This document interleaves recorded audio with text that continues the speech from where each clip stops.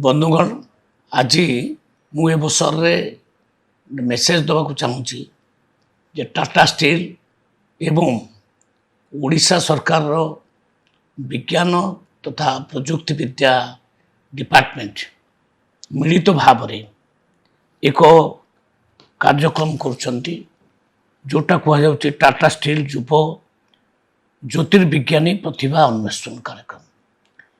ये कार्यक्रम 20 वर्ष धरी राज्य रे चली एवं प्रत्येक स्कूल माने जो माने साइंस प्रति आग्रह रखुचंती से मानकर प्रतियोगिता होची एवं प्रत्येक जगार प्रतियोगिता करा जाई शेष रे राज्य रु टोटाल 60 जन बछा बछा युव वैज्ञानिक मानू ओडिशा भुवनेश्वर को डका जाउची एवं एठी तांको भितरु 30 जन को सिलेक्ट करा जाई आमे ईश्वर को पठाउछु।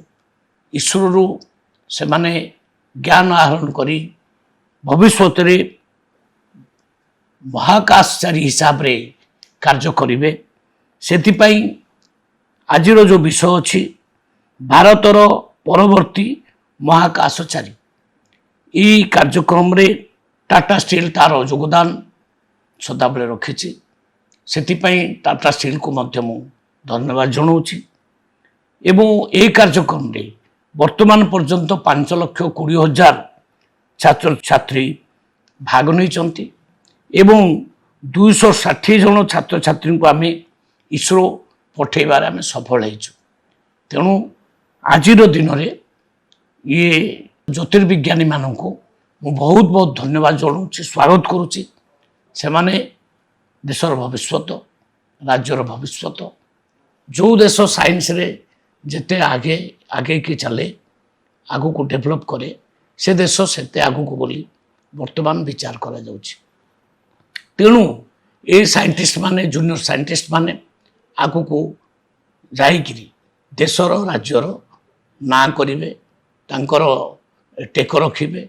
आम जो विचार रखिछु जे 2036 सुधा राज्य को विकसित राज्य करिवो एवं माननीय प्रधानमंत्री टार्गेट रखिछन्ति 2047 सुधा जेतेबेले देश 100 वर्ष स्वाधीनता पालन करुथिबो सेतेबेले राष्ट्र विकसित हेतिबो। ये जो स्वप्न को साकार करिवा पई ये युव प्रतिभा मानकर निश्चित भाव में योगदान बहुत अधिक। तेणु ए अवसर समस्त को स्वागत करुच्ची। धन्यवाद। वंदे मातरम।